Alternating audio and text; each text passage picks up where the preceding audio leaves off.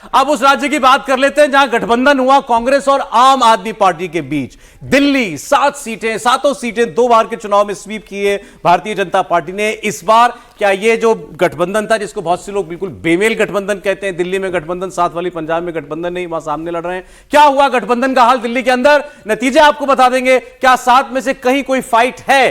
तो इसमें नतीजों में आप देख रहे हैं 5 सीटें जैसा होता नजर आ रहा है। 6 से 7 भारतीय जनता पार्टी जीत सकती है। आपका खाता नहीं खुल रहा है इतनी कोशिशों के बावजूद भी। मतलब जेल चले गए, आंसू बहा दिए, कुछ सारे विक्टिम कार्ड खेल लिए, लेकिन जीरो ही उनके सामने है और कांग्रेस 1 सीट जीत सकती है। और ये 1 सीट कौन सी है भावेश बताएंगे। चांदनी चौक की सीट है, उस पर बहुत मुश्किल में है बीजेपी, लेकिन चूंकि कैंडिडेट बहुत अच्छा है बीजेपी का, तो वो संभवतः बीजेपी वो चुनाव जीत जाए।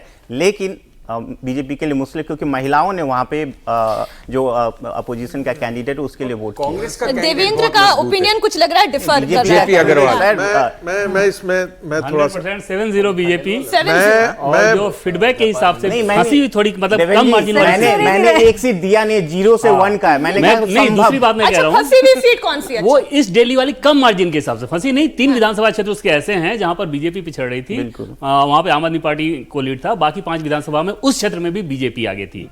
इसके अलावा एक माहौल बहुत बनाया गया वोटिंग के बाद नॉर्थ ईस्ट दिल्ली को लेके, लेकिन जब नतीजे आएंगे तो उसमें आपको बहुत बड़ा मार्जिन नजर आएगा। नहीं, मैं एक चीज जोड़ देना चाहता हूं। दिल्ली के अंदर मैं जो मुझे जानकारी है, राष्ट्रीय स्वयंसेवक संघ ने 1,20,000 छोटी छोटी मीटिंगें की। फिर दोहरा रहा हूं, 1,20,000 15 के ग्रुप बनाए गए थे। 15 के ग्रुप में से पांच लोगों को उसमें जिम्मेदारी दी गई थी, 2 लोगों का, 2 लोगों को बूथ तक ले जाने की जिम्मेदारी दी गई थी। और वाकई दिल्ली में चुनाव बहुत ही शानदार लड़ा है भारतीय जनता पार्टी ने। इसलिए मुझे नहीं लगता है ये 7-0 का मामला होगा। कलीद केजरीवाल साहब को सरेंडर करना है 3 नहीं, मेरे लिए दिल्ली में सबसे बड़ा मुद्दा डिबेट का है, डिसमिसल उनका कल होता है या परसों होता है एज ए चीफ मिनिस्टर। लेकिन ये मैं तय कर रखता हूं, मैं नहीं जानकारी, लेकिन मेरा इंट्यूशन कहता है कि वो कल या परसों तक डिसमिस हो जाएंगे। मैं ये जानना चाहता हूं कि कहीं ऐसा तो नहीं है कि जेपी अग्रवाल जी दिल्ली के दिग्विजय सिंह हैं, कि मीडिया में बड़े मजबूत कैंडिडेट दिखाई। जेपी ने आखिरी चुनाव कब जीता था? बहुत पुराने नेता हैं सर, मतलब बहुत पुराने। उसके साथ तो नरेंद्र नाथ भी चल रहे थे, शाहदरा वाले जो विधायक होते थे। तो मैं यही देख रहा हूं भाई, ये लोग अब हो गए, दग गए ये लोग। मतलब इनका अब, और प्रवीण खंडेलवाल में बहुत आस्था है वहां के व्यापारियों की समस्या को लेकर, चांदनी चौक से। और प्रवीण खंडेलवाल आज से नहीं, बहुत दिनों से उस क्षेत्र में काम कर रहे हैं। तो जो डॉक्टर हर्षवर्धन को लेकर थोड़ी बहुत नाराजगी थी क्षेत्र में न जाने न आने की, वो सब दूर किया गया वहां। और जेपी अग्रवाल और इनके बीच आपके लिए भी 7-0 है दिल्ली मेरे लिए तो पहले दिन से 7-0 है। बड़ा ही अलग क्वेश्चन है भावेश, वो आपसे है कि आम आदमी पार्टी और कांग्रेस ने अलायंस करके कांग्रेस ने अपना नुकसान किया है। नहीं, मुझे लगता आम आदमी पार्टी ने ज्यादा नुकसान अपना किया, क्योंकि उनका जो एक नेशनल पर्सपेक्टिव हो सकता कुछ सालों के बाद, वो उन्होंने खत्म कर लिया एक तरह से। आने वाले, यदि कह सकते हैं ना, यदि कोई अपोजिशन में कोई तो एक फेस होना चाहिए जो बीजेपी को चैलेंज कर सके, तो उनके पास एक पूरा था कि दिल्ली से आगे निकल के वो चैलेंज कर सकते थे। लेकिन चूंकि उन्होंने एक ऐसे अलायंस में चले गए जो कि उनके आइडियोलॉजी को, वोट बैंक भी दोनों का एक ही है। पिनाज, एक बात जोड़ना चाहूंगा मैं कि जब कांग्रेस पार्टी ने किसी रीजनल पार्टी से समझौता किया है, इतिहास देख लीजिए, आजाद भारत का नुकसान कांग्रेस को हुआ है। आपके लिए कांग्रेस को नुकसान। कन्हैया कुमार की सीट आपने बता दी कि नहीं बता दी? नॉर्थ ईस्ट मैंने पहले आपको दिक्कत, कन्हैया कुछ माहौल बना पाए कि नहीं बना पाए? माहौल उन्होंने बनाया था और उनके पक्ष में वोट भी ठीक ठाक पड़ा है। खासतौर पे माइनॉरिटी वोट वाला वो इलाका है, उसमें उन लोगों ने जबरदस्त वोट किया। अच्छा, ये डायलॉग एक मुझे पिछले डिस्कशन में दिया गया था कि जैसे बाड़मेर जैसलमेर के रविंद्र भाटी हैं, वैसे यहाँ के कन्हैया कुमार है। ऐसा है क्या? माहौल उन्होंने अच्छा बना दिया, इसमें कोई दो राय नहीं है दोनों। और 20 दिनों के भीतर उन्होंने बहुत अच्छा चुनाव लड़ा, इसमें कोई दो राय नहीं। अगर 2-3 महीने पहले वो आ गए होते तो मनोज तिवारी के लिए और मुसीबत हो सकती थी। अंतिम समय में मनोज तिवारी को जो कुछ इंटरव्यू थे, उसने तो कमाल ही दिया था कि न जाने वो क्या बोल रहे थे। तो इन सारी चीजों से एम्बैरेसमेंट हुआ है, लेकिन बीजेपी का संगठन इतना मजबूत है। अच्छा भावेश, मैं ये जानना चाह रही हूँ, केजरीवाल की चर्चा नहीं हुई, जेल जाने की चर्चा नहीं हुई, जेल का जवाब वोट से देंगे इसकी कोई चर्चा नहीं हुई। स्वाति मालीवाल एक इशू है। देखिए, ये सब मुद्दे हैं, लेकिन देखिए जनता ना दिल्ली जैसे जगहों पे इन सब चीजों से अट्रैक्ट नहीं होती। वहां पे वो जो कुछ खास मुद्दे चलते हैं कि नेता के ऊपर ज्यादा वोट यहाँ पे होता है। उसमें अरविंद केजरीवाल नेशनल चुनाव में बहुत पीछे हैं, प्राइम मिनिस्टर के सामने वो कहीं भी नहीं ठहरते, इसीलिए कोई अलायंस कर लिए, कुछ भी कर लीजिए, बीजेपी को यहाँ पे चैलेंज नहीं मिलता। भाई दिल्ली में जहां अलायंस किया वहां का हाल आपने देख लिया, 7-0 भी हो सकता है बीजेपी के पक्ष में। अब जरा पंजाब में वहां जाकर देख लेते हैं, वहां पर सारे गठबंधन टूट गए, आम आदमी कांग्रेस का गठबंधन नहीं हुआ, बीजेपी और अकाली दल अलग हो गए, तो चारों पार्टियां अलग अलग लड़ रही थी और यहां आम आदमी पार्टी बहुत अच्छा करेगा ऐसा ज्यादातर लोगों को लगता था। पंजाब का नतीजा 13 सीटों वाली पंजाब बीजेपी 2 थी, कांग्रेस पार्टी 8 थी और 1 सीट 2019 में जीती थी आम आदमी पार्टी। एग्जिट पोल के नतीजा आपके सामने इस वक्त 2 से 4 सीटें आम आदमी पार्टी को जा सकती हैं, बीजेपी को 2 से 3 सीटें मिल सकती हैं, कांग्रेस को 4 से 6, शिरोमणि अकाली दल को 1 से 3। तो यहां भी इस बार भी नंबर 1 पार्टी कांग्रेस बन सकती है। आम आदमी पार्टी 2 से 4 सीटों पर लड़ाई में इस वक्त दिखाई दे रही है, लेकिन कांग्रेस 4 से 6, 8 से घटकर भी 6 सीट तक भी ला सकती है। आपने कहा बिल्कुल, देखिए पंजाब का एक सेक्शन है जो दलित वोट वहाँ पे बहुत जाता है। ये जब हम लोग डिस्कशन करते हैं कि रिजर्वेशन वाला इशू कहाँ चला, तो वो कांग्रेस को वहाँ पे कुछ हद तक फायदा दिख रहा है। जो दलित सिख और दलित हिंदू जो वहाँ पे है वो कांग्रेस के लिए पोलराइज हो रहे हैं, जो दोआबा रीजन है उसमें। तो वो आम आदमी पार्टी के लिए सबसे ज़्यादा नुकसानदायक ये हुआ क्योंकि आम आदमी पार्टी 2 महीने पहले तक ये थी कि लगभग 7-8 सीटें आम आदमी पार्टी वहाँ पे निकाल सकती थी, लेकिन इस वजह से अलायंस होता तो शायद संभव था कि सारी की सारी सीटें निकाल लेते, लेकिन चूंकि कांग्रेस को ये मुद्दा ज़्यादा सूट किया, वहाँ पर ज़्यादा अच्छा हुआ, इसलिए कांग्रेस वहाँ पर बड़ी पार्टी बन के उभरी। बीजेपी का जो अपना गढ़ है जैसे गुरदासपुर हो गया, लेकिन नई सीटें उनमें एडिशन हो गया, बहुत मुश्किल है। मैं मान रहा हूँ इसको, संजीव जी खारिज करेंगे इस चीज़ को कि लुधियाना से बीजेपी मतलब प्रीएम्प्ट कर दे रहे हैं पहले से। अरे भाई सब तुम्हारी हाँ में हाँ करेंगे तो कैसे मजा आएगा चर्चा में। और मतलब ये मानो कि चर्चा में मजा दे रहे हैं, बेनिफिट थोड़ी हो रहा है। पंजाब में भी आपके अनुसार कांग्रेस लूज कर रही है और इससे भी मोटा मोटा सहमत है क्योंकि वो वोट बट रहा है। आप एक्चुअली पंजाब का तो जो इतनी फोर कॉर्नर्ड फाइट हो गई है ना, उसकी वजह से पंजाब का चुनाव बहुत उलझ गया। शिरोमणि अकाली दल और बीजेपी हमेशा साथ लड़े, अब की बार अलग अलग है।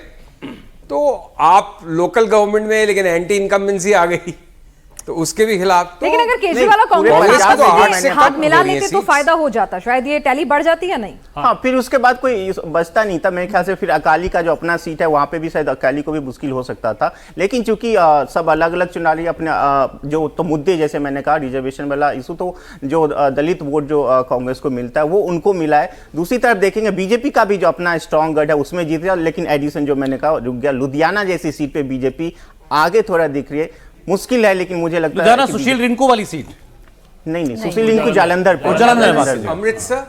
अमृतसर कांग्रेस जीती है। वहां पे कांग्रेस का कैंडिडेट अच्छा, बीजेपी ने भी कैंडिडेट अच्छा दिया, लेकिन चूंकि वहां पे सिख वोटर, आपको पता है जो सिख वोटर के साथ बीजेपी का जो अभी चले, उसकी वजह से बहुत ज्यादा बीजेपी के लिए गुंजाइश है नहीं वहां पे। सिखों के अंदर जो नाराजगी थी वो वैसे ही कायम है और ये बहुत विचित्र विडंबना है कि नरेंद्र मोदी सरकार ने सिखों के लिए जितना कुछ किया है, वो चाहे गवर्नेंस को लेके हो या इमोशनल इश्यूज को लेके हो, इतना कुछ करने के बावजूद जो नाराजगी थी वो वैसे ही है। तब भी शहरी क्षेत्रों में पंजाब में बीजेपी को अच्छे वोट मिल रहे हैं, ग्रामीण क्षेत्रों में बिल्कुल नहीं मिल रहे हैं। एक और स्टेट की अब बात कर लेते हैं, हरियाणा, जहां पिछली मर्तबा बीजेपी ने क्लीन स्वीप किया था और मुझे ओपिनियन ध्यान है, भवेश के ओपिनियन में भी क्लीन स्वीप जैसी ही तस्वीर थी, लेकिन चुनाव आते आते परिस्थितियां बदली। वो कितनी बदली? एग्जिट पोल का, हरियाणा का ये एग्जिट पोल आपके सामने, बीजेपी 6 से 8 सीटें, कांग्रेस पार्टी 2 से 4, आम आदमी पार्टी सुपड़ा साफ, यानी बीजेपी को नुकसान होता दिखाई दे रहा है।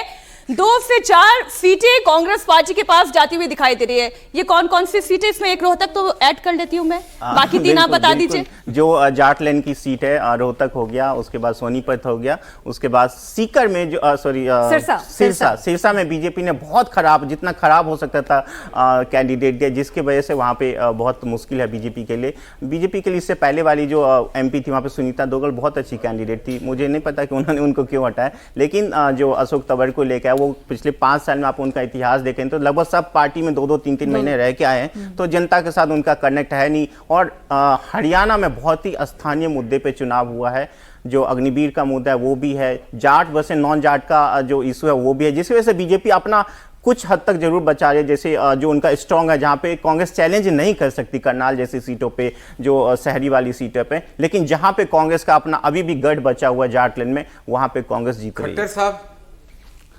करनाल सीट इतनी कंफर्टेबल है कि कोई भी जीते, बीजेपी के लिहाज से कोई भी कैंडिडेट हो तो वहां जीत टॉप जाएगा। 10 बीजेपी की सीट है करनाल, उसमें टॉप सीट के हिसाब से बात करें तो पंजाबी रोहतक, वोटर्स भी अच्छी खासी तादाद में हैं। सिरसा, सोनीपत, क्योंकि सोनीपत में बीजेपी के जो कैंडिडेट थे उनका बहुत विवादास्पद वीडियो सामने आया, उसके बाद अंतिम क्षण में किसी और को टिकट दिया गया, हालांकि उन्होंने चुनाव अच्छा लड़ा है, तो सोनीपत वैसी मुश्किल सीट नहीं है। सोनीपत टफ फाइट है। रोहतक और सिरसा बीजेपी क्लियर हारेगी, इसमें कोई दो राय नहीं। एक डिफिकल्ट सीट थी महेंद्रगढ़ भिवानी, लेकिन वो बीजेपी फिर जीतेगी अच्छे हिसाब से, क्योंकि यादव लोगों ने भी उस हिसाब से कांग्रेस के यादव कैंडिडेट को वोट नहीं दिया जैसा कि शुरू में माहौल में दिख रहा था। तो 6 से 8 आप दे रहे हैं अनंत जी, आपको लग रहा है क्लीन नहीं, 8-2 दे रहा हूं मैं, 8-2 दे रहा हूं। 2 वही सीटें रोहतक और रोहतक। सिरसा। सोनीपत जो सीट है ना, उसमें वहां पे वाकई बहुत टफ कंपटीशन है, तो बीजेपी वो निकाल सकते हैं, लेकिन फिलहाल वहां कांग्रेस आगे दिख रही है। दो एक्चुअल सीटें में वही क्या है, हरियाणा में एक चीज हम लोग भूल जा रहे हैं कि चुनाव नरेंद्र मोदी भी लड़ रहा है भाई।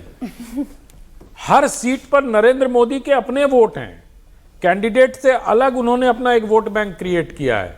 और जो आप जाटलैंड कह रहे हैं, मुझे लगता नहीं हरियाणा में जाटों की संख्या उतनी है जितनी नॉन जाट ओबीसी को अगर आप मिला लें तो जाटलैंड हो सकता है रोहतक में उसका प्रभाव हो, पर रोहतक में कितने जाट खड़े हैं ये बताओ? जजपा वाले भी तो लड़ेंगे वहां, दूसरे जाट भी तो लड़ेंगे, तो मुझे लगता है कि वो 9-1 भी हो सकता है, लेकिन 8-2 की श्योर जो हार रही बीजेपी वो कौन सी आपके लिए सीट? मेरे ख्याल से सिरसा बीजेपी आपको लगभग हारेगी। रोहतक की सीट बहुत कम मार्जिन से जीती हुई थी शायद, पिछली बार भी, बहुत कम मार्जिन। और हुड्डा इस बार चुनाव बहुत शानदार लड़ रहे हैं। और बाकी जैसे सिरसा की सीट में अगर बीजेपी को हार हो रहा है तो उसमें भी वजह हुड्डा है। और ऐसा नहीं कि शैलजा को लेकर उनको बहुत लगाव है, लेकिन अशोक तंवर उनके ज्यादा बड़े दुश्मन हैं। और इस बार हरियाणा में कैंडिडेट के हिसाब से देखें तो कांग्रेस पार्टी ने शानदार काम किया। यहाँ तक कि जैसे गुरुग्राम की सीट जहां पर राव इंद्रजीत सिंह को 3 से 4 लाख से जीतना चाहिए था, उस चुनाव को भी बहुत मुश्किल बना दिया गया था। और अब जो जीत होगी उसमें देखेंगे कि 1.5 लाख के आसपास मार्जिन रहेगा राव इंद्रजीत सिंह का। तो ये काम कांग्रेस पार्टी ने हरियाणा में सहमत है सर्वे से? देखिए बिल्कुल, हम आप जब कह रहे थे कि माइनस सीट कहाँ पे है, कहाँ पे घट रहा है, तो शुरू से बात चल रही है हरियाणा में, लेकिन मैं आनंद जी के साथ जाऊंगा कि वो नुकसान उतना नहीं है, नुकसान केवल 1 या 2 सीट का। तो हम 8-2 और 9-1 ही देखेंगे। 8-2-9-1 रागी जी, मुझे लगता है 7-3 का रहेगा। 7-3 का। सिरसा, रोहतक और सोनीपत तीनों आप दे रहे हैं? तीनों कांग्रेस को 3। ठीक, संजीव जी। मुझे इतना आइडिया नहीं है हरियाणा का, सिवाय इसके कि बीजेपी 2-4 सीट हारेगी। तो मैं तो पोलस्टर के साथ जाऊंगा, भावेश के साथ, जो भी इनका आकलन है। भावेश जी को कम से यहाँ कम पर वैसे भी मैं इनको नाराज कर रहा हूँ, तो इस बार मैं इनसे सहमत हो जाता हूँ। मैंने आपको एक बार क्या बोल दिया कि आपने अगेंस्ट करना छोड़ दिया? करते रहिए सर, मजा आता है शो में। अच्छा, हरियाणा के बाद आइए हिमाचल प्रदेश की बात कर लेते हैं। दिल्ली की गर्मी से निकलकर जरा पहाड़ों का रुख करते हैं। हिमाचल प्रदेश की तरफ बढ़ लेते हैं, जहां clean sweep Bharatiya Janata party ने पिछली बार किया था, और इस बार भी जो सीटें हैं वो कुछ इसी तरीके से हैं कि 3 से 4 सीटें यहां पर बीजेपी जीत सकती है, कि क्लीन स्वीप जैसी स्थिति बन सकती है। एक सीट है जो कांग्रेस के खाते में जा सकती है, 0 से 1 की रेंज है। और इस सीट कौन सी है भावेश, आप ही बताएंगे? बहुत ज्यादा गेस करने की जरूरत है। मंडी पे मुश्किल में है बीजेपी, लेकिन वहां पे बिल्कुल जो स्टेट गवर्नमेंट है उनके खिलाफ बहुत ज्यादा एंटी इनकम्बेंसी है। उनका अपना जो वीरभद्र फैमिली है उनका वहां पे जनाधार है, वो सीटें उनके लिए बहुत सेफ मानी जाती है। लेकिन स्टेट गवर्नमेंट के अगर बहुत ज्यादा एंटी इनकम्बेंसी, आप मंडी में यदि बात करेंगे तो वहां पे कहेंगे जो कुछ वहां पे बचा कुछ जो सीएम साहब मदद नहीं कर रहे हैं, इसलिए भी कंगना को फायदा हो सकता है।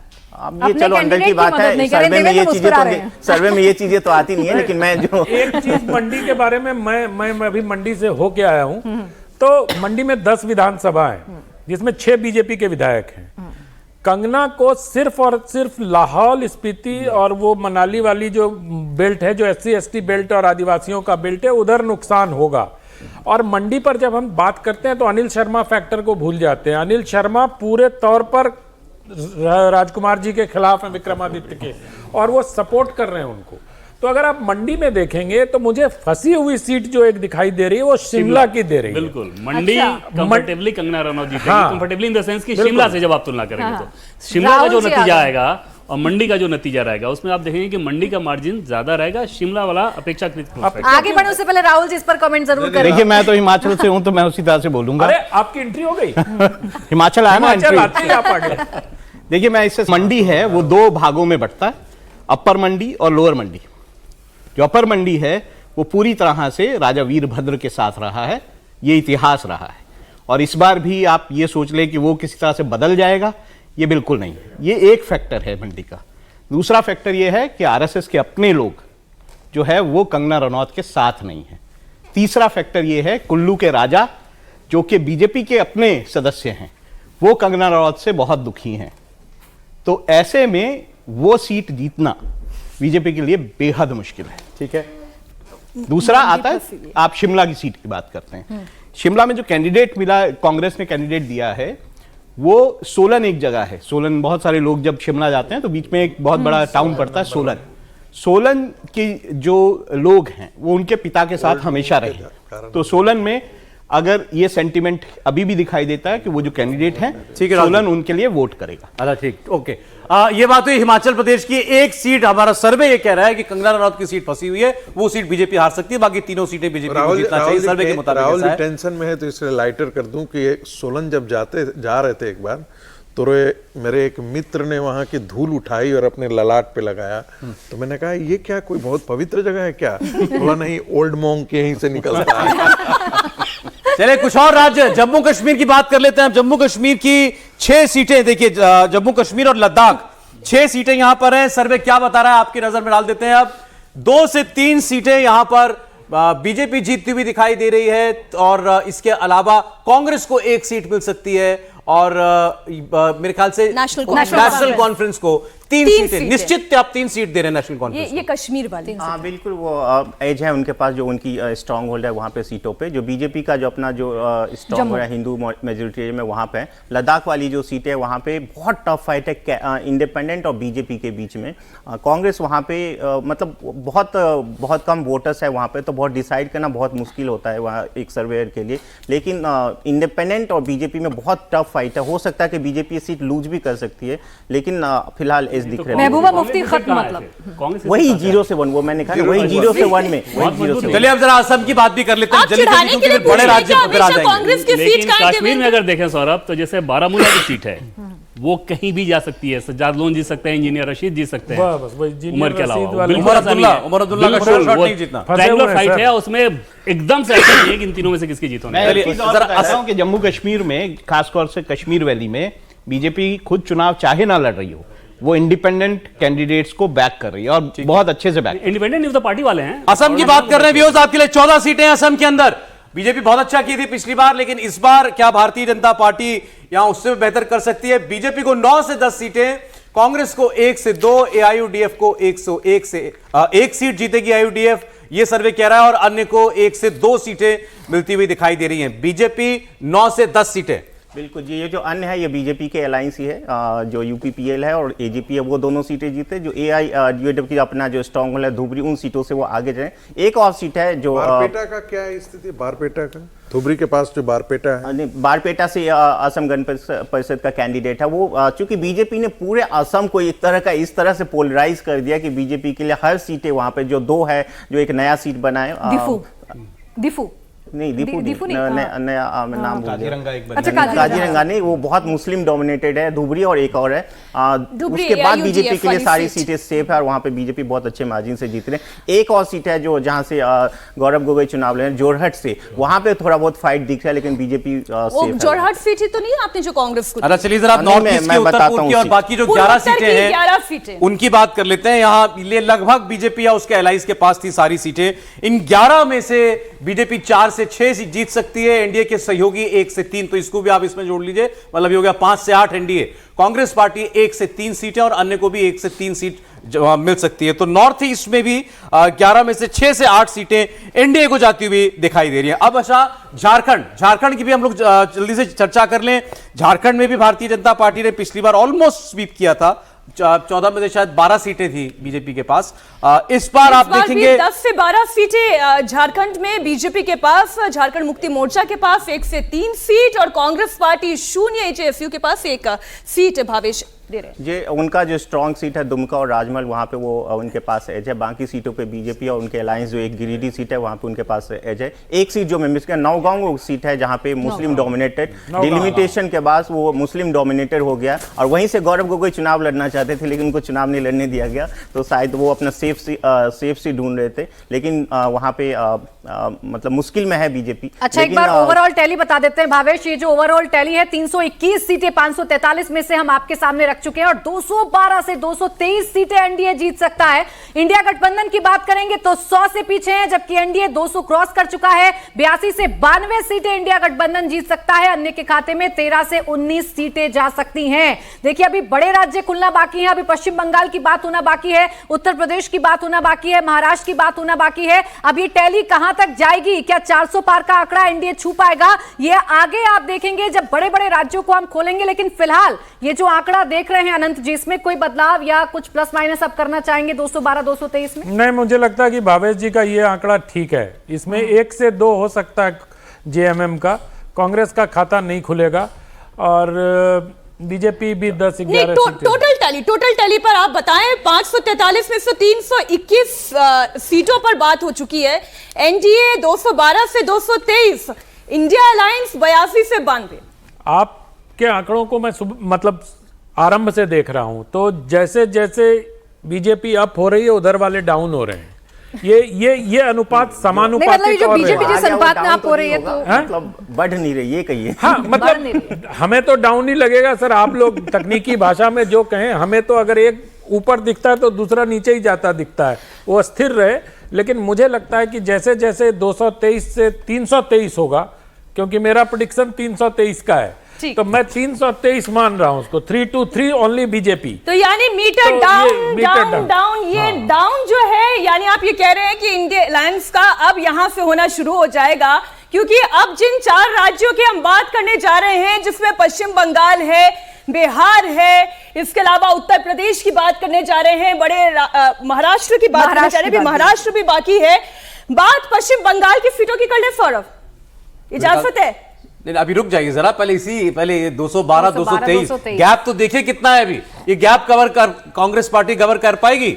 अरे कांग्रेस तो अभी 295 का है सौरभ जी, आप कैसी बातें कर रहे हैं? अभी सारे लोग हाथ हिला के यूं कह रहे थे 295 सीट जीतेंगे। भावेश जी आपको ढूंढ रहे होंगे कांग्रेस।